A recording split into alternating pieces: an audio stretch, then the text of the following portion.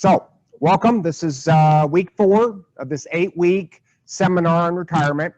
Tonight is specifically about that fixed income piece, and we're talking about insurance and other ways of reducing some costs. So, one way to make a portfolio last is to cut cost and increase some of your fixed income as it comes in to pay some of those bills. So as we go through some of this tonight, some of it's kind of big picture, some of it's specific. I will talk a little bit about Medicare as well as Social Security, but don't worry, we have specific weeks on both of those topics. So next week is all about Social Security, and then week 6 is all about Medicare. So don't worry if we don't get into the details of both of those programs, because it's intensive, and we will do our best to cover that information in more detail in the coming weeks. Let's get started. Or not. Okay. So, think of insurance, this idea of basically insuring yourself against major catastrophes. So some of you probably get that. Some of you, maybe that's a new concept. In other words, don't try to insure yourself against everything. Because 1, it's impossible. You can't make life perfectly safe. And 2, if you try, it's going to cost you a lot of money. You're going to end up buying a lot of insurance, and at the end of the day, you're still not perfectly safe. Might need some help there, Jason. So health, vehicle, home, right? You need them. We all know that. If you own a home, you need home insurance, health insurance, vehicle insurance. The question is, how much are you going to pay for them? Okay, so raise those deductibles up to $1,000. That's a gimme. So check, verify that your deductibles are that high, because high deductibles equal lower premiums. You will pay less on a yearly basis when those deductibles are up to $1,000 or more. And again, the idea is that money comes out of your savings if you have a major accident that you have to file a claim on. Because we know we don't want to file a lot of claims, because what happens? They kick your ass out, or they raise premiums, right? Insurance companies are not in the business of paying out claims. No, they want you to pay premiums and go away. That's how they work, right? So pay those premiums again, but you only pay if you need it, right? And again, if you don't need a policy, and we'll talk about some of these policies tonight, then don't waste your money on it. Take that extra money and do something better with it. And it might just mean that you don't take as much money out of your portfolio for some of your needs, because your needs are less. So plan carefully on that health insurance piece. I'm sure for most of you, that is a huge piece. When you're going into retirement, how do you pay for health insurance, and how much is it going to cost? I get that. We all go through that process. Well, what I would say to you is spend the time now to understand the options you have and figure out what those options are going to be, not just now, but projected in the future.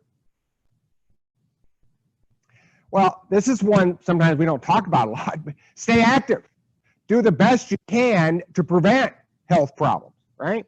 And it's all the basics, right? We eat healthier, we exercise more, we do some of these things so we don't need as much health care. Now, I will also admit the system we have currently is a total mess. I don't know how else you would define it. That doesn't mean you can't find a way to work within it as best you can with your situation. So it's all about educating yourself.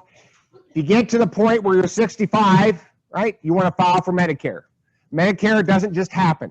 So as a reminder, if you're getting close to 65, 3 months out, you can start filing for Medicare. But, are you working? Are you not? There are some options available to you based on whether or not you're employed or not. But Medicare, do not be late for filing for Medicare. There are negative ramifications if you do. So some Medicare basics, right? Sign up at 65. Start preparing at 64. So what does that mean? Start doing your research. Start taking the time to understand what is the best policies for you and or spouse. So sign up immediately for Part A. Part A is that hospital insurance. You sign up for Part B based off job status. So if you're still working at 65 and you have a health insurance plan that is qualified, well, you don't have to sign up for Medicare. You're still good to go. But in most cases, you're going to want to sign up for Part A. Now, why would you maybe not? Well, because you have an HSA, health savings account. And if you're 65 and you're working and you still want to put money in your HSA, do not sign up for Part A. Because if you do, you can't put any more money in that HSA. So that's a decision some will have to decide on when that time comes. Otherwise, again, look at your situation. I'm probably going to say this more than once tonight. Be careful when your friends, family say, oh, you should do this. Dude,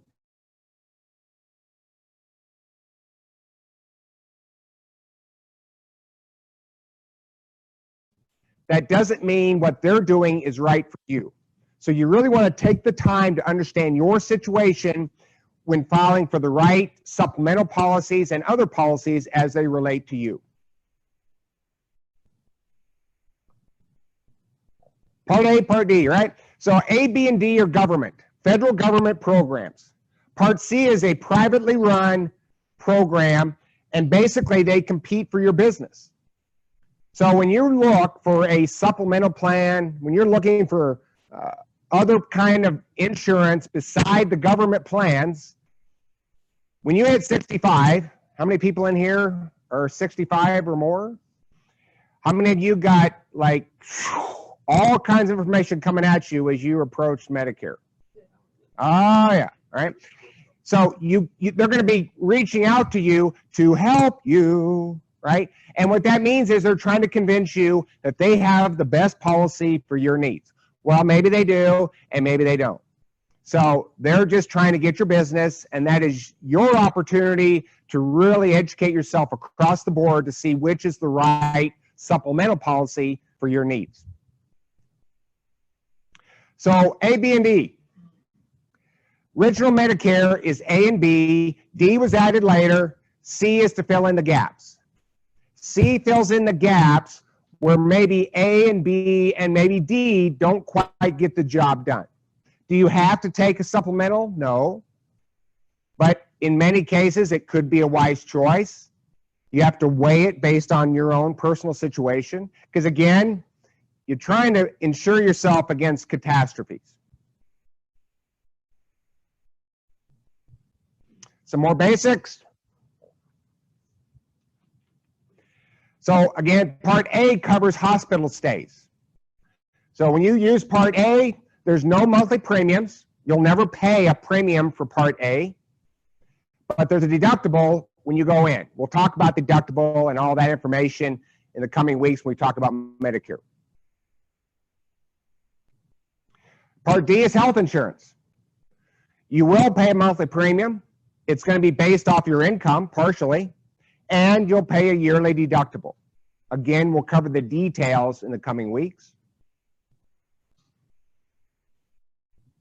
Part D, prescription drugs, same thing, monthly premium and a deductible.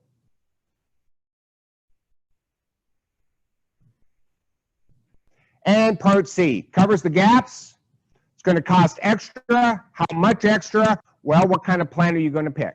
And what is your personal medical situation that you're going to need to be covered on? So when I talk about preparing for Medicare prior to 65, that's what I'm talking about. You can start to research the cost of some of these things on how it relates to you, the deductible, the premium, as you plan for those years. Because again, we're getting into that expected cost as you retire. Knowing your big number. How much in expenses do I have to cover on a monthly and yearly basis?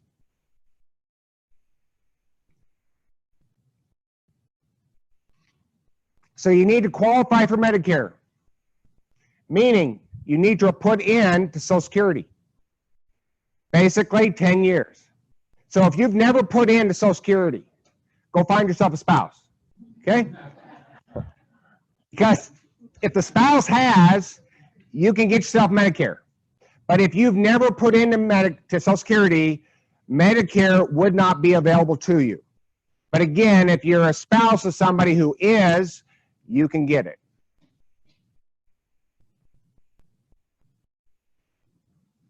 So you qualify, right, based off those credits. And again, the spouse can help you qualify as well. And you apply through the Social Security portal. So you go to socialsecurity.gov to apply for Medicare. Now it's going to redirect you to medicare.gov. And personally, I think that's a really good site to start doing some education. Medicare.gov is written well. You probably know I don't always give the government praise for some of the things they do, but I think they did a good job with this site. I think it's common language. I think you can understand it. I think it's worth your time to go to medicare.gov and start to educate yourself on the Medicare programs and options. So bottom line on Medicare, get what's yours, right? So this book here, I personally think it's the best manual to understand Medicare. It's a good book. You'll understand. Now, granted, is it going to be an easy read? About that. It takes a little time. Might want to read it more than once. But these authors do a very good job of understanding the material and trying to translate it to you. Huge program.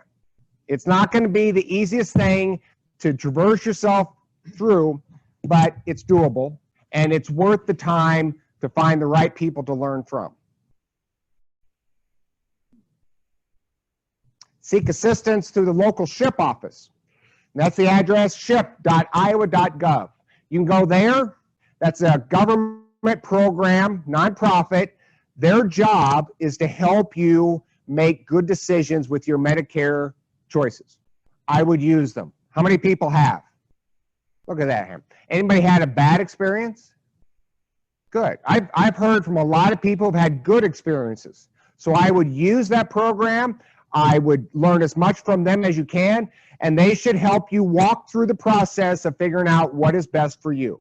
And keep in mind, if you're married, well, what's best for one spouse may not be best for the other. You have to look at your own individual situation to determine what is best.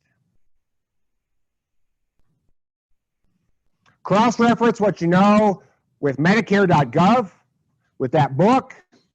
So what do I mean by cross-reference? Well, because human beings screw up. I would not just take some human being saying, this is the way it is, and say, okay. Because if that person makes a mistake, which could happen, and you decide to do something based on that piece of information, and it's the wrong decision, well, you're the one who's going to pay for it. So I would strongly encourage you to cross-reference with multiple good sources to make sure that what you're doing is the best choice for you.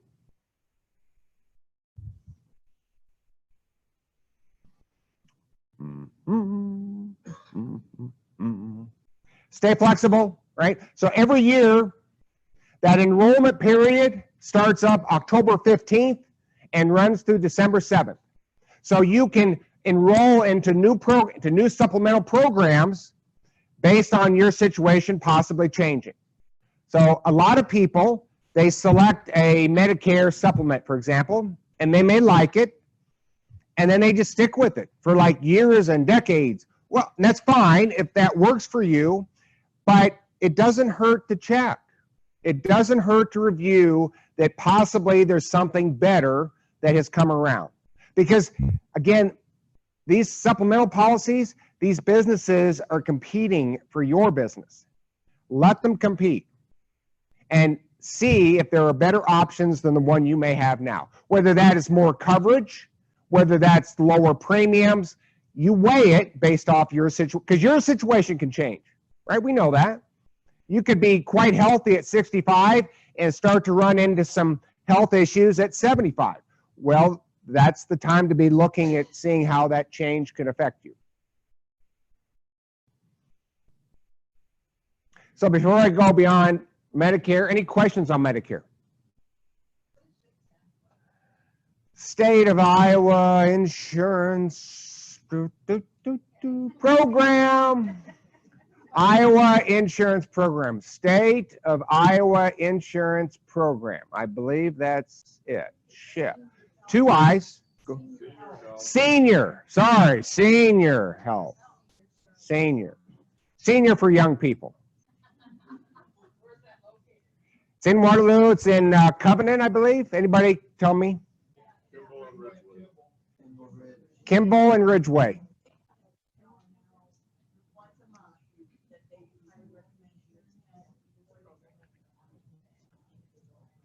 Did you go to that seminar? Did you find it helpful? Okay. Okay. So now we're just transitioning to home insurance. And again, think of this as, am I doing this most efficiently, or am I wasting a little bit of money here or there? So again, only file a claim when you have to. More claims you file, the worse off it's going to be. We know this. Shop around, right? Sometimes, I walk up to, when was the last time you checked around? Oh, I don't know, like 10 years ago. Make them work for your business, because you know what happens? They get happy, fat, and lazy. If they don't have to work for their business, they're not going to find ways to reduce some of your cost. They're not. So go find other people who will, because they're looking for your business. Cover the small stuff out of savings, right? Don't make multiple claims. Look at an umbrella policy, a policy that extends coverage beyond your car, beyond your home, at least up to your net worth. So if you have a net worth, the value of your stuff minus your liabilities of $500,000 or more, I would be encouraging you to look at an inexpensive umbrella policy that you could pick up through your insurance company. Almost all of them add it to that car and home. At a small cost, it can insure you up to what you're worth in case somebody wants to sue you because you got in an accident and they find out you got more money. An umbrella policy can help protect some of that more money. Because again, at the end of the day, some people like to litigate.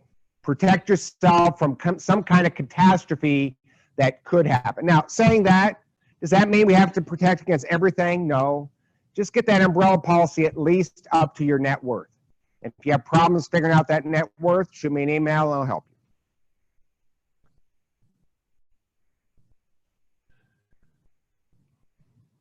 So, vehicle insurance. Keep full coverage. You got a vehicle worth over $5,000, it's worth having full coverage in most cases, right? So, damage it on whatever case, you hit a deer, something, the vehicle will be replaced after you come up with a $1,000 deductible.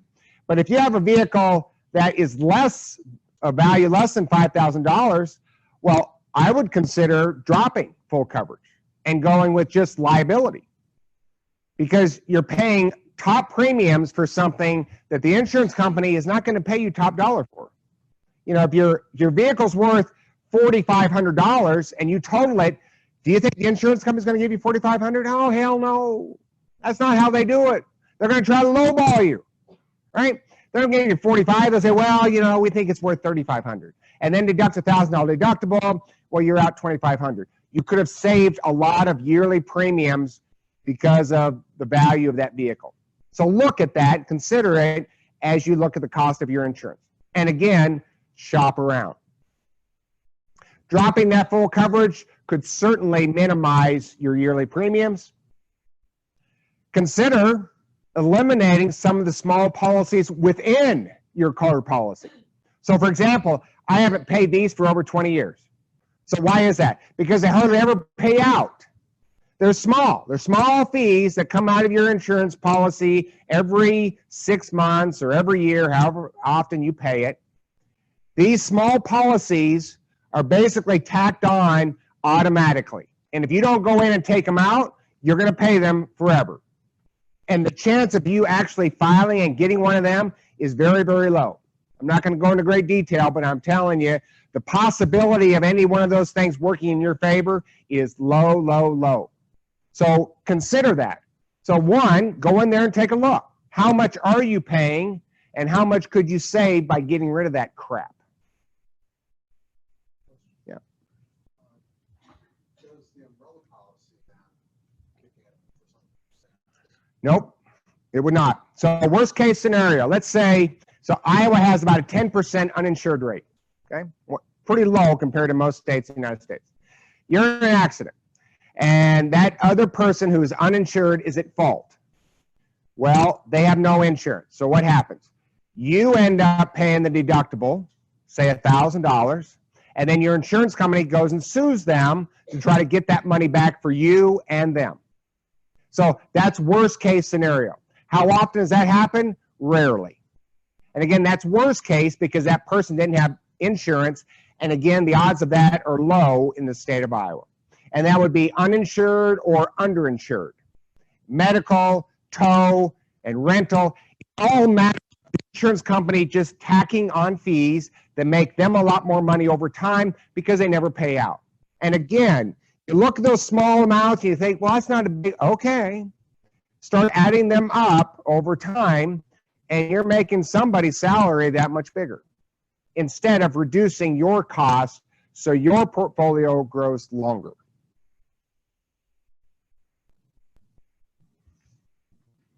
Cut the cost by shopping around. Always shop around. Make these companies work for you. Find independent agents who can check multiple companies for the best rates for you. Make them work for life insurance. One of the most oversold policies in America. So are you self-insured? So what does that mean, right? If you passed, your spouse, your beneficiaries, they would be okay. They don't need life insurance. You will leave them enough money from retirement accounts or non-retirement, whatever. They don't need more life insurance. Now, some people think, yeah, but I think I should give them a, why? Why pay more money every year in premiums for something that is not needed? So look at your financial situation. If you have finance that you would be providing to your loved ones and it's sufficient, then get rid of life insurance. It's an easy thing to reduce when it comes to cost. If you still need it, consider a nice level term or ART policy, yearly term. And you can contact Patty Rossa. Where are you at, Patty? Patty sells low-cost term insurance, so she's not going to say that crappy whole life policies that I'll talk about in a minute. Because the idea basically is you don't want to buy whole life. Basically, it's part investment, part insurance. I think of it as part insurance, part crap. It's there to make insurance companies wealthy, including insurance agents, at your expense. So if you have an old whole life policy, well, do you still need it? On occasion, I come across somebody, why do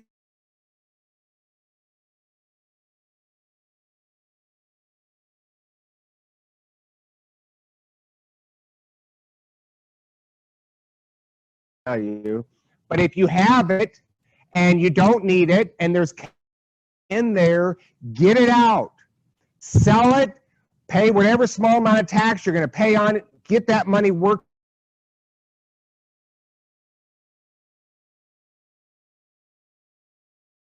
Words, don't let it sit in there earning a small amount of money, making somebody else rich when it could be in your portfolio making more money, making you rich or your heirs.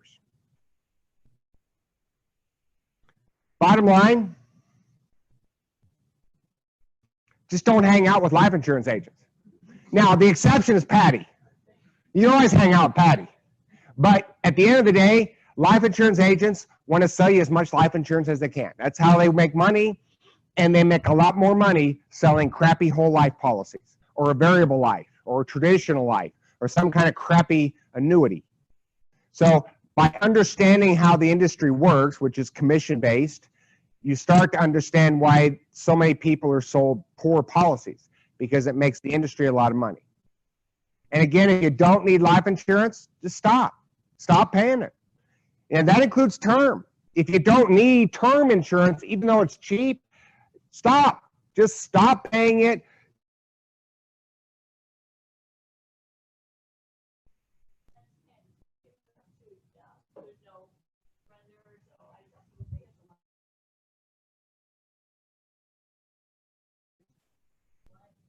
You can stop it at any point.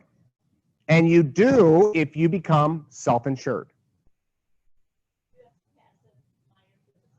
That's right. They got to make sure you're going to live a while, aren't they? Right?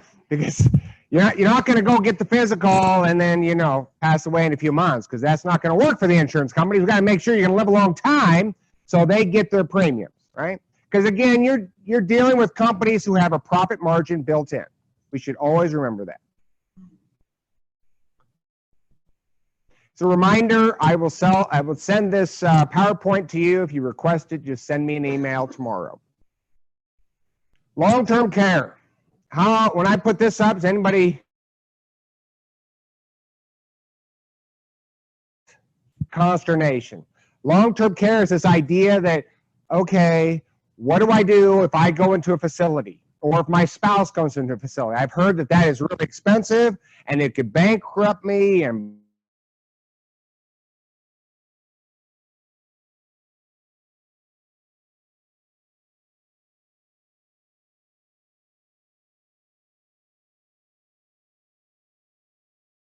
fan of long-term care. Doesn't mean it's a bad thing. Insurance companies, they sell long-term care, they make a profit on it, and they can try to convince people that, you need to own it, because if you didn't, then they would make less money. So remember that as you go through the process. But basically, it's the idea that you need money in case you go to long-term care. Well, you could take the premiums that you would have paid to a long-term care policy and say put it into a stock index fund. So the Vanguard Total Stock Market Index Fund, for example. If you're really concerned about you ending up in long-term care, nursing home, assisted living, whatever, well, look at the premiums. How much would it cost for that insurance policy? And what would that money do if it was invested in a low-cost index fund?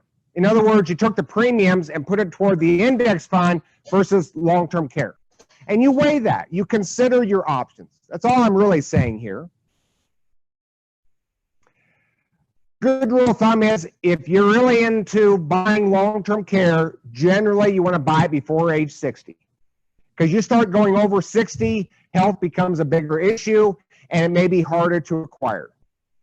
Now, what's the problem with getting it under age 60? You're going to be paying premiums maybe for a long time. I've seen people pick up long-term care in their 40s, and they say, well, the premiums are cheap. Yeah, you could be paying those premiums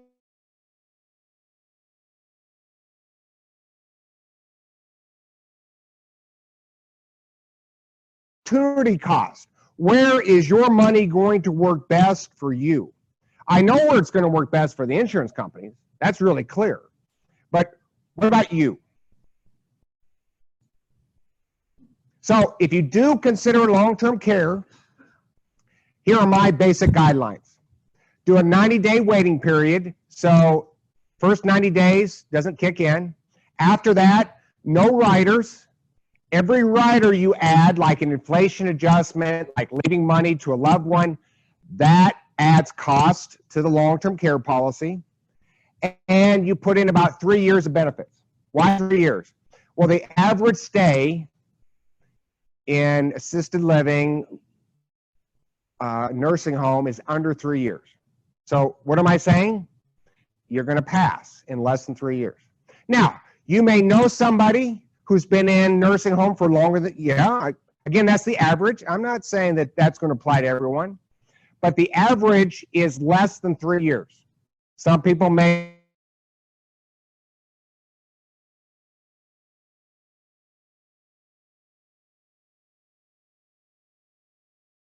what happens after 3 years? Well, then your cost. You add more than 3 years. You want coverage for lifetime. Well, guess what those premiums are going to do, right? The more you ask for, the higher the cost will be. So factor that in when considering long-term care. If you want a lot, you're going to pay a lot. And again, what could that money have done for you if put somewhere else?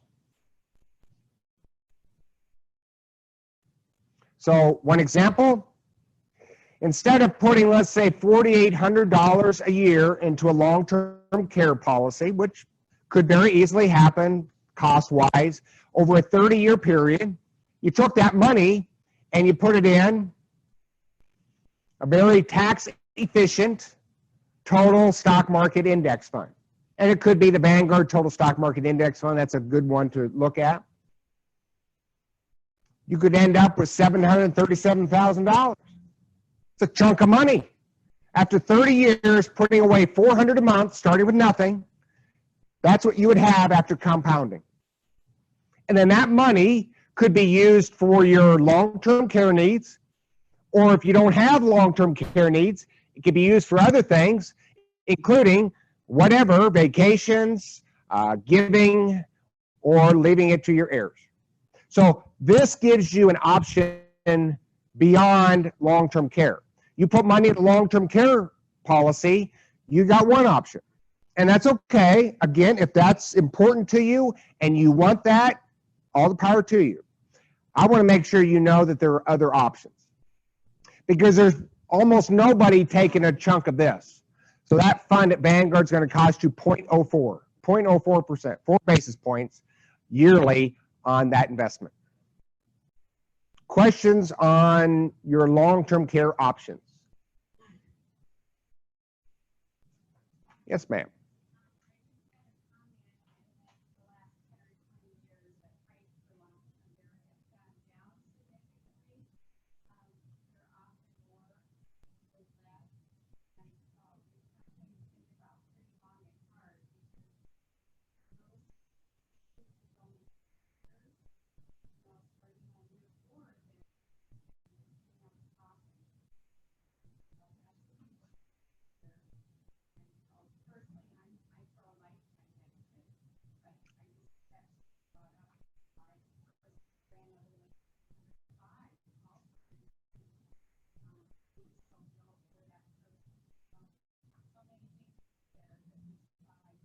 Yep, and I agree. You should think long and hard on the issue and look at your situation and figure out what is best for you.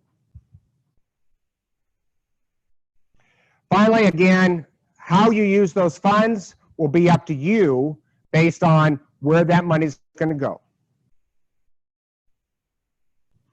So what about a healthy spouse? So this is the idea that, let's say you're married and one spouse goes into a long-term care facility and the other spouse is healthy and outside of it.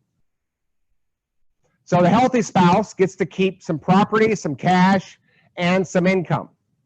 Specifically, they get to keep a car in the state of Iowa, they get to keep a home, and they get to keep equity in that home up to $572,000 in 2019. So they get to keep a big chunk of that still in the home. They also get to keep up to $123,000 in liquid assets, right? Mutual funds, cash, whatever. And they get to keep almost $3,100 a month of income. So let's kind of cover this briefly.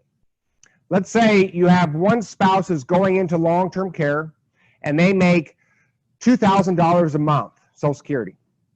The other spouse outside of retirement, they make $1,500 a month in Social Security. Combined $3,500 a month, but the one going into Social Security is making the most. The spouse outside gets to take a good portion of that $2,000, add it to the $1,500 to get to this amount to live on. So that spouse going in you're not going to lose all of that Social Security income. Some of it's going to come back to the $1,500 to equal that amount. You get to keep that, and then Medicare takes the rest for that spouse who's going into long-term care. That makes sense to everyone?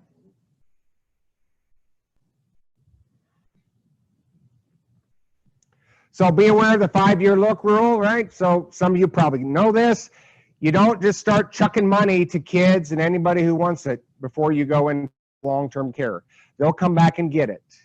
They'll come back and get it based on 5 years. If you go into a long-term care facility in 2 years and you were chucking money to whoever and everyone, they will track that down. So be aware of that. 5-year rule. If you're going to give money away, do it before 5 years of going into a care facility. And again, this is the state of Iowa. Every state's unique. Know that. If you're going to retire somewhere else, what are their rules when it comes to income, when it comes to ownership of so much in assets, liquid as well as hard like homes? So annuities, the ugly. So variable annuities, that's the kind of annuities that are sold often by insurance agents. Well, they're your most expensive products. They're going to cost you the most, and they're going to make the most money for the insurance companies and their agents. The fees are baked in. So just because you don't get a bill doesn't mean you're not paying. You're paying a great deal of money inside those annuities. Same with agents who sell them. 6 to 10% is a pretty normal commission for an annuity. Somebody puts $200,000 into a variable annuity. Yeah, you're looking at a 6 to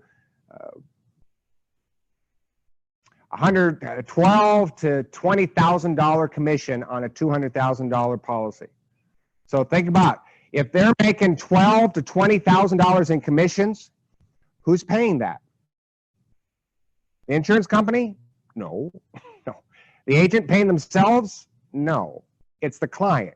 The individual who buys the annuity, they pay for it with the cost created and built into the product. So anything that's expensive that has high fees, it's the better for the insurance company and the agents at your expense.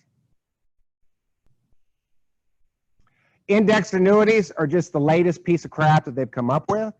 So in other words, people start to become educated. I think a lot of people now are familiar with variable annuities and how bad of a product they are. So then they came up with indexed annuities. And it's this idea that, okay, we're going to make you some money here and you can't lose money here, so you're somewhere in between and you're going to be great. No, they're worse. The fine print is worse, and what you're going to get, what you think you're going to get, isn't going to be what you thought. I promise you. Fees are even worse with indexed annuities. So stay away from the free dinners. Anybody been to any free dinners lately? Yeah, that's what they're selling. They're selling indexed annuities. They want to educate you on these wonderful products that make a lot of money for them. And again, as you get older, and I get this, you think, I want something safe. So they feed that to you. They feed you guaranteed returns and the safe and blah, blah, blah. Yeah. Be very careful when talking to a commissioned life insurance agent. They're very good at selling. You spend a lot of time with them, you might very well find yourself sold.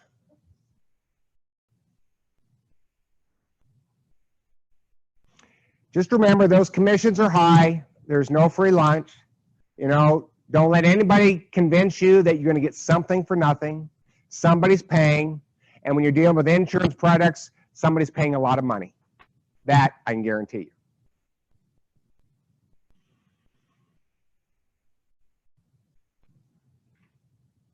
Come on, baby. So there is an annuity that's not so bad. And I would consider it based off your own unique situation. So one, let's go back and take a step toward you and I. Anybody here, you and I? Anybody from you and I? Okay. So your TIAA traditional, right? Not so bad. So currently the TIAA traditional annuity inside your 403B is paying 3.75% in the primary plan, but it is locked up for 10 years. So whenever you're ready to pull that money out, you're not getting it in one lump sum. You have to take it out over 10 years, 9 payments and a day. So that is how that's going to work. Now, could you treat that like a 10-year pension? You could. It's not the worst thing in the world, but know that. Know that that is part of how that is built within the 403B at UNI.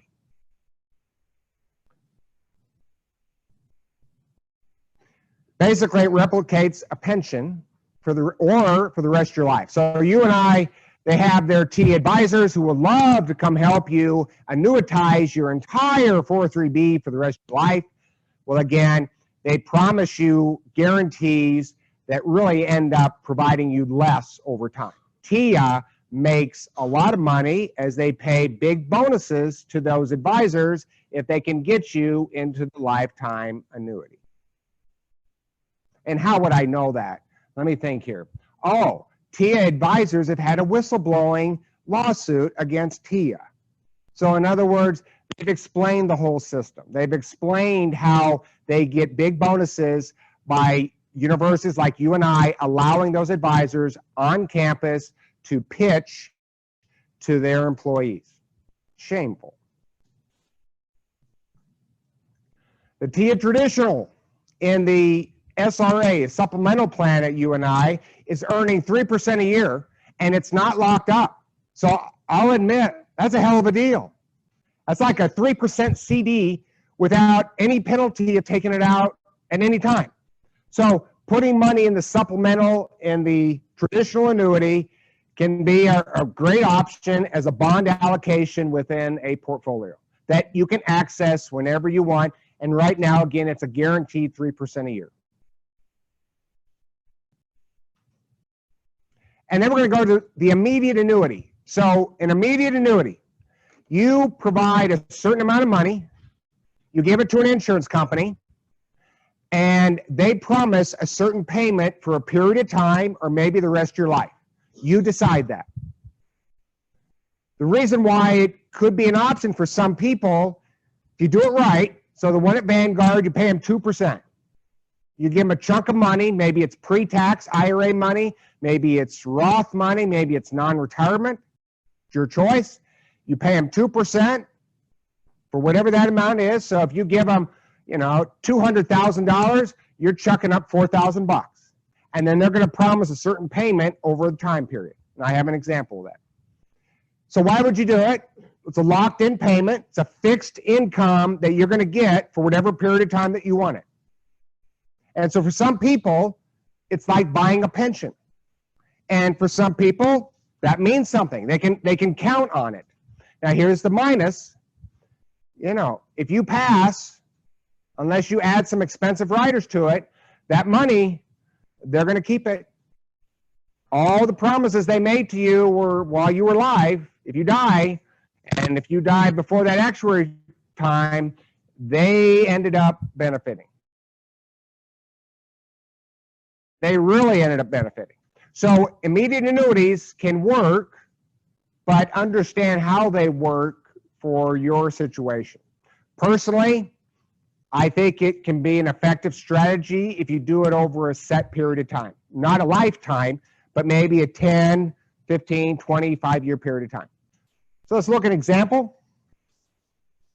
Right here, monthly payout with an immediate annuity. So somebody is 60 years old. Let's say they have $100,000. Just look at this column. If they want it over 10 years, they get $950 a month. If they want it over 20, they get $540. Over a lifetime, $510. Because again, based off actuary tables. Bigger chunk of money, more money. Bigger chunk of money, more monthly payments. So the monthly payments, of course, get bigger based on the amount and based on the time period in which you set this up. In other words, the interest rates that are currently in place affect these payments. And of course, your age affects it because this lifetime is based off your age. Insurance companies run all the numbers. They know exactly when you're supposed to die based off your gender, based off your age, based off your health history. They know. And so if somebody wanted to lock in, let's say a $200,000 policy, and they want to do it for 10 years, from 60 to 70, and then pull their Social Security at age 70 at $2,800 a month, for them, that might be a workable solution. And of course, that $200,000 is gone at the end of that time period. So how this could work, let's say somebody's got $800,000 in their portfolio, and they like the idea of buying maybe a 10-year pension. So they take $200,000, buy the immediate annuity, leave the $600,000 in the portfolio growing in low-cost index funds.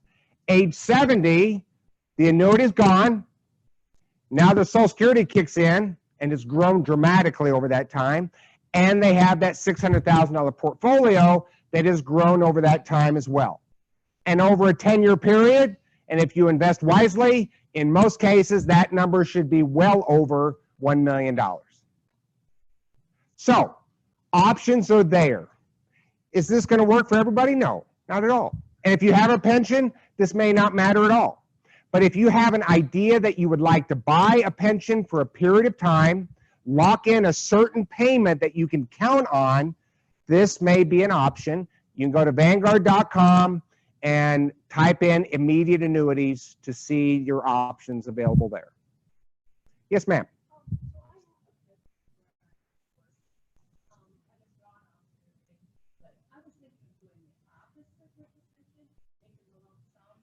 We're going to talk about that. You're just ahead of the game. Any questions on immediate annuities?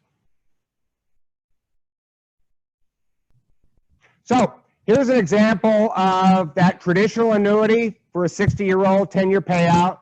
So this might be an example. Roughly, if you had $100,000 in the TIAA traditional, you receive that amount once a year. If you had that, you'd receive that once a year. If you had that amount, once a year. And then what happens to Social Security over time? From 62 to 70, your benefit will go up by 76%. By waiting from age 62 to 70, your benefit goes up dramatically, because starting at full retirement age, your Social Security benefit's going to go up 8% a year guaranteed. Plus cost of living. In other words, it could be 10 or 11% a year. Think about that. And that's a guarantee. Now, does anybody have that guarantee in their portfolio? It's okay, don't raise any hands, because the answer is no. I don't have it either. So definitely consider your options by waiting on Social Security with a guaranteed return with an inflation adjustment. We'll talk about that in more depth come next week with Social Security. Again, you have options. You want to have a plan. So increase that fixed income, right? Part of this is just how do you increase fixed income, or how do you decrease some of your cost?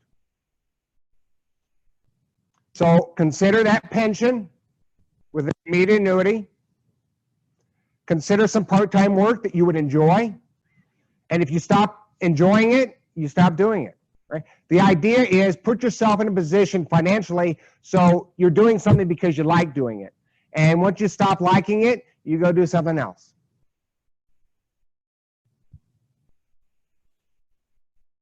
Increase Social Security by waiting. Again, we'll talk about that in more depth next week and a little bit tonight. And consider the biggest pension payout over time, which again, we're going to talk about later tonight. So taking the pension max versus a partial pension payout. So stay with me here, folks. I am not saying screw your spouse. Okay? It's going to come across that way a little bit. I want you to stay with me on this one approach that you might consider based off your situation. So you take a pension, but no spousal benefit, meaning somebody's taking $38.10 a month, let's say the husband, and if he passes away, that goes away, and his wife gets nothing. That's an approach that can be wise with some caveats. Because he could take a 25% spousal benefit. So she's going to get something when he passes, but he's going to get that. But look, his benefit has gone down by $280. If he leaves half the benefit to the spouse, benefit continues to go down, difference of $510.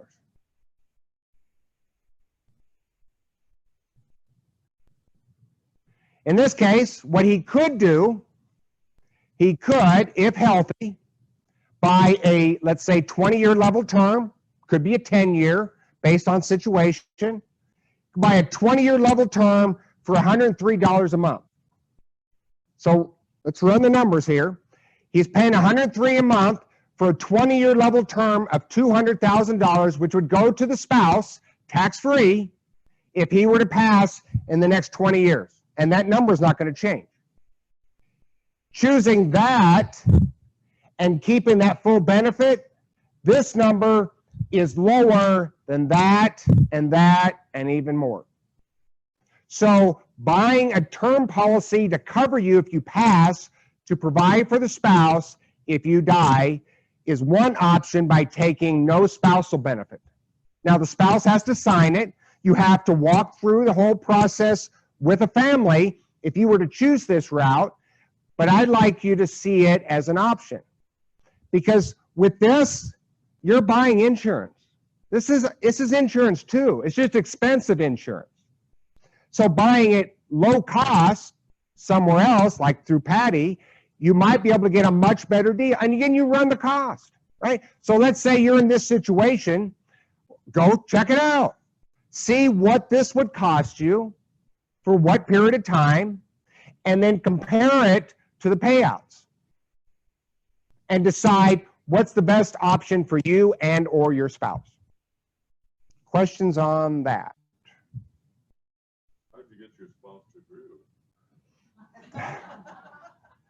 So it is a matter of educating everyone in the room, making sure everybody understands these rules, because as I noted, right, that $200,000 is tax-free. If you receive a payout on life insurance, in almost all cases, you will not pay tax on that money. You want to make sure that spouse knows that, or anybody who you have a policy on and they're the beneficiary. Education will set you free. How do you know in 20 years if you don't have to, they might change the tax laws? So here's what I would tell you. In 20 years, you don't need life insurance. In 20 years, you're self-insured. I would tell you that if you work this right, it's not that hard. You do 20 years, because he's been receiving that top payment for 20 years. Run that number times some of these over a 20-year time period. So he and his spouse will be self-insured at the end of the 20-year time period. So if he passes in year 21, she's okay. Because not only does she have her Social Security benefit, but she's going to have what's called a survivor benefit on him as well. Now, that doesn't mean he should die, but she's got that, just in case. Pension options. So consider annuitizing, meaning you have a certain payment, maybe for the rest of your life, or you might consider lump sums. So IPERS, how many people have IPERS? IPERS is one hell of a deal. I would annuitize it. I would not take the lump sum. It is a hell of a deal, right? So you figure out what is the best annuitized payment based off the maybe 8 or 10 different options they give you, but you want to annuitize it. And generally speaking, you want to make sure you wait until 62 or later. Because if you've looked at your numbers with IPERS, your benefit before age 62 drops dramatically. Doesn't mean you have to work all the way to 62, 65, whatever. Don't take that benefit until that time period. So some pensions are not worth annuitizing. They're not that great of a deal. They're not. So you would consider moving it to an IRA. And how do you know that? Well, you run the numbers. So, ma'am, if you have a question on that, shoot me an email. I can run numbers for you. I can send you a calculator that helps you see the numbers on whether or not annuitizing is best based on your situation, or transferring it to an IRA and investing in low-cost index funds. What I would tell you is many private organizations, they're not that great. You're better off taking a lump sum, moving it to an IRA, and then investing it wisely for your needs. And that also could be an option if your health isn't very good and you may not be living very long. You move it to an IRA, your spouse is going to have it when you pass. Because if you annuitize it and you pass within 4 or 5 years, how much will the spouse get in that time period? Again, each situation is unique. There isn't some perfect solution for any couple, but you want to know your situation and then play it out where it's best for you. And again, if you take that lump sum, I'd move it to Vanguard. I'd put it into an IRA. I'd get it invested. There's no tax consequences until you pull it out. You invest it wisely, low-cost index funds, and gradually withdraw money as you need it over time. Questions on that option? Yes, sir. Is that subject to the 70.5 minimum? Your IRA would be. Somebody that's annuitized is already locked into the RMD process, but money moved over to an IRA would go into the required minimum distribution, which we'll talk about later in this seminar, at 70.5. That is correct. The government wants their tax dollars before you die. Some Social Security basics. So here's one message I would give anybody. You should have a Social Security strategy. What is your strategy? And sometimes I ask people that and they look at me like I'm from Mars. Dude, I'm going to take it. That's not a strategy. You want to have a strategy based off your situation and or a spouse. Confirm what you know with the right sources. There is a lot of bad information out there. And sometimes that bad information comes from the Social Security office. I would be skeptical of anything I heard from the Social Security office, whether that's Washington, D.C., or even the local one. Doesn't mean they're not right, but I know for a fact they provided a lot of wrong information to people, and some people have been hurt by the information they provided. So you want to make sure, cross-reference, that what you're hearing is the truth and it's going to serve you correctly.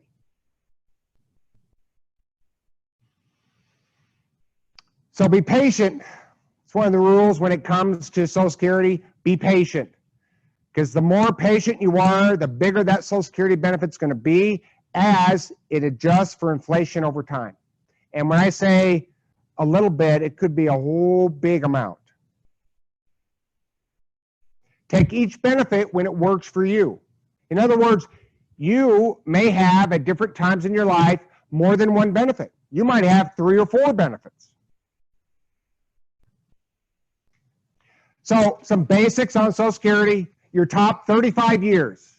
They come up with your benefit based off those top 35 years. You can go to socialsecurity.gov, print off your statement now if you like, and see exactly those earnings and make sure they're correct. You're supposed to be receiving a statement every 5 years until you're age 60, and then you're supposed to receive a statement every year from that point on. They're not doing it if you have it. If you register with them online, then you have to get it online. They don't mail it to you. Lovely, lovely. You need 40 credits to equal qualifying. Again, that's equaling 10 years. 2019, so you don't have to make very much to get a credit. That's how much you need to make to get 4 good credits. So it's not hard to get good credits. The problem is how much you make goes into the size of that benefit. 2019. So 2861 is the most you can make at full retirement age for this year. And then you see at age 70, that's the biggest benefit someone could have this year, $37.70 at age 70. And again, those things can change, and they normally do per year based off inflation adjustments. Some new legislation. I'm sure some of you heard about it. In 2015, file and suspend went away. There are many changes to the program. We'll talk about that in depth next week. Spousal benefits and ex-spouse benefits, that has dramatically changed. So if you were under age 62, after 2015, then those benefits are probably not going to mean very much to you. They pretty much make them not that great. But if you were older than that, you're going to be grandfathered in. And some of these issues comes down to deeming. Deeming is not a good word, the dirty word. Mom should have taught us that. I'll talk about it more next week. And we'll talk about, again, different advice, how to come up with strategies that are going to serve your needs best with the new legislation. What has not changed? So there are still many benefits that are going to be afforded to you. Survivor benefit has not been affected. So survivor, a spouse passes away, an ex-spouse maybe passes away, and you didn't remarry. There are different benefits that are going to be available to you based on your individual unique circumstances. Have a strategy. My book, Graduation, can help with this strategy, as can Get What's Yours. I would make sure to get the updated version of this book. It's on Amazon. It's a great book. Best book on Social Security I've ever read, and I've read many. They will help you with understanding the program and understanding the updates that are now part of law. So take the time to understand how Social Security works and how it can work best for you. Because there are many benefits out there. Your individual retirement benefit, you may have a spousal benefit, which is called a restricted application. You may have a survivor benefit. You may have an ex-spouse benefit. You may have an ex-spouse survivor benefit. You may have a child in the home. You file, let's say at 64, and you have a child in the home who's 10 years old, you're going to receive two benefits. One for that child, one for you. Now, you probably need more than a benefit if you're 64 years old and raising a 10-year-old. You have an older one. You have somebody older in the home that you're taking care of. They are dependent. You're basically covering most of their cost.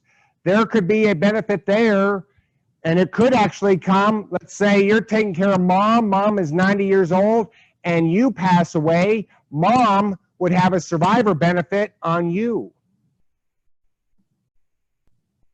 And children. If you have children in the home, and I'm sure many of you have children who have children in the home, make sure they go to socialsecurity.gov to identify their survivor benefits. So for many people with children in the home, again, going to school all the way through high school, they may have $500,000 life insurance policy at Social Security right now or more. They should identify those free benefits before buying other life insurance. So know your situation and start to understand that Social Security, it's not a retirement program, it's an insurance program. Insures against disability, insurance against old age, insures against death.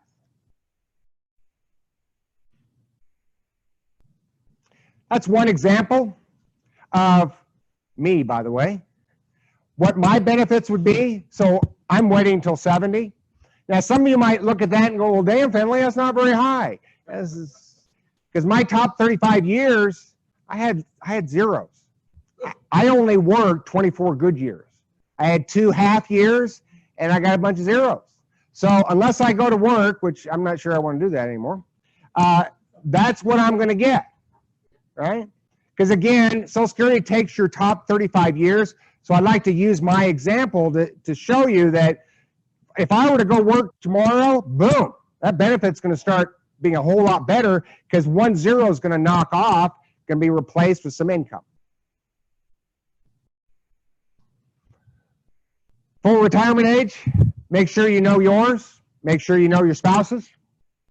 Your retirement age, of course, is based on when you were born, what year. Anybody born January 1st? If you were born January 1st, you go back a year. Born January 1st, 1955, you would actually be 1954, so you'd be 66. Knowing your full retirement age is important because you're going to see FRA on a lot of documents. A lot of it, well, FRA is going to change based on your birth. Not as far as I can tell. Some bottom line here. Reducing your expenses as it relates to all things money can help the portfolio last longer and your fixed income last longer. Having fixed income is, again, going to help that portfolio last hopefully longer than you do. Weigh the pros and cons. So if you would consider an immediate annuity, think about it in relation to the portfolio. How much would you put in and how much would you keep outside of a portfolio?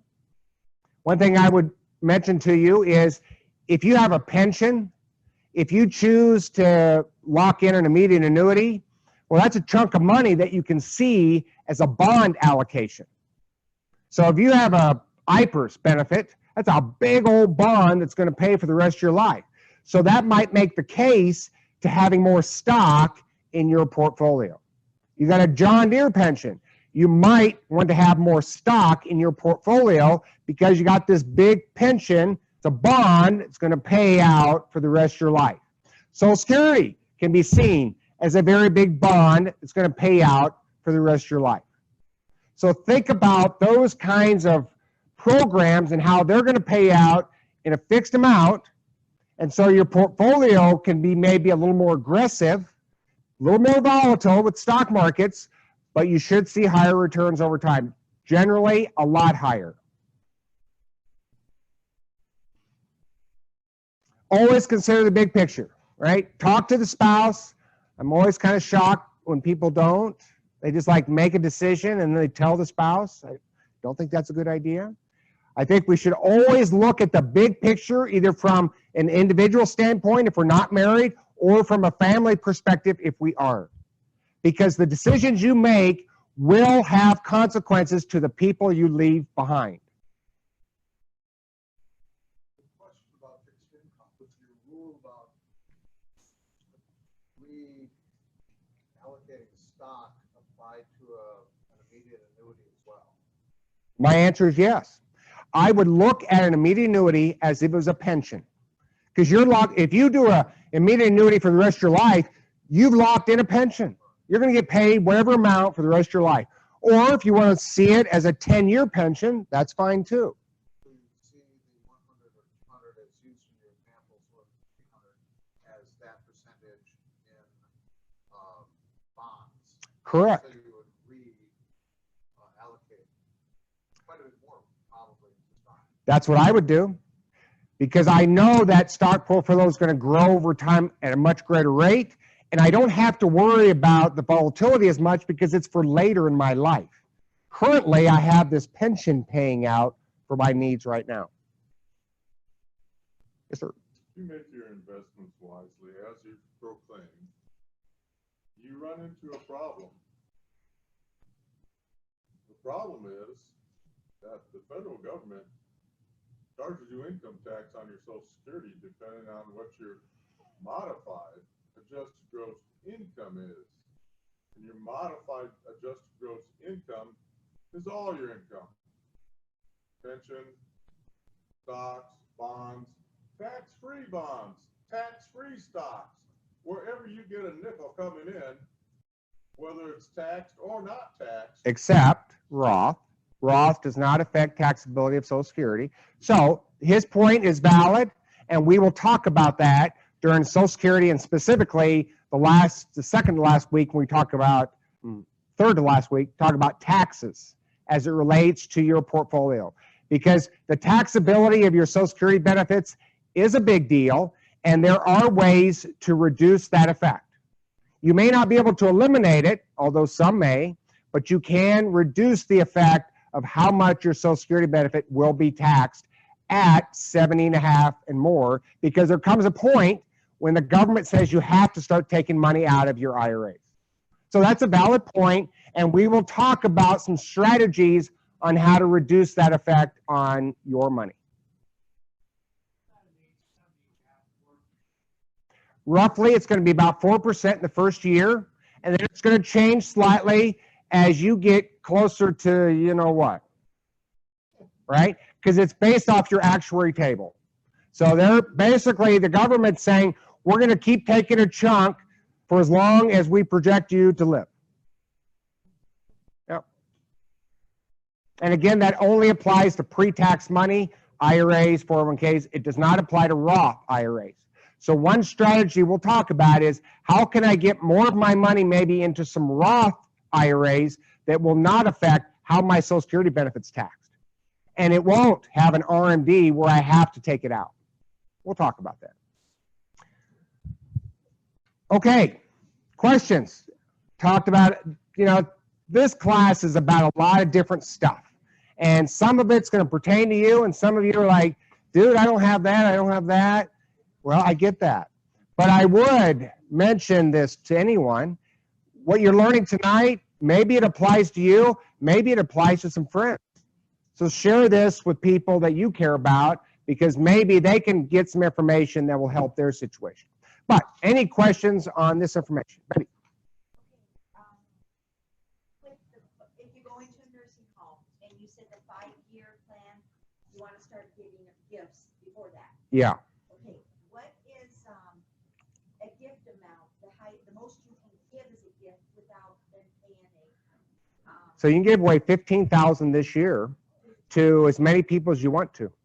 As many as you want to? What Yeah. about, okay, then You can give me $15,000, Betty. Okay. So then, I'm running out of money here. I'm not getting any money here. So, but go ahead. Yeah, yeah. So, and that number can change over time, and it generally does. It goes up. That's correct. Yeah. So there's a maximum amount, but yes. And they don't have to pay inheritance or gift tax or whatever it is. Correct. But again, right, you want to be careful. You're giving away $15,000 to a child, and you go into nursing home later that year, right? So you got to be thinking about those things. Be cognizant of it as you go through the process. Because I know it can be tough, because it's not like, you could be doing everything just fine. You're maybe giving some money away to some kids or grandkids, and something happens. Somebody has a stroke in a few months. Well, you didn't see that coming, but, life. Other questions?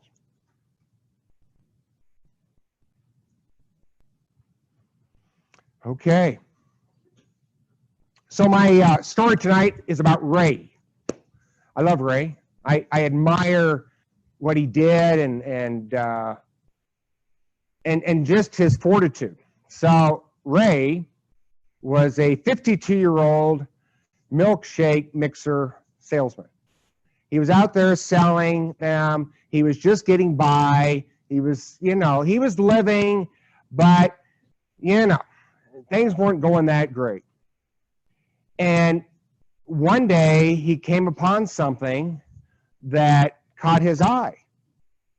And something in him said, whew, that's going to change the world. And that's going to change my life. And so what Ray did was he took advantage of that opportunity at 52, right? At any age, if we're open, there's opportunities out there that may show up that we didn't see coming. And Ray Kroc saw McDonald's, and he made that into the largest burger place in the world. And he saw something that others just didn't see. And what he created out of that experience was something a little magical. Whether or not you like McDonald's or not is irrelevant. He created a business model that really did change the world. And it was because he was open. He had his eyes open to the possibilities of what his future life could be. And that's a message I would have for anyone. Be open. You can change your life at any point in your time. No matter what you did, your next version of your life could be the best version. And I encourage you to really think about that and think about what it is you could become. And I'll leave you with that. Thank you, folks.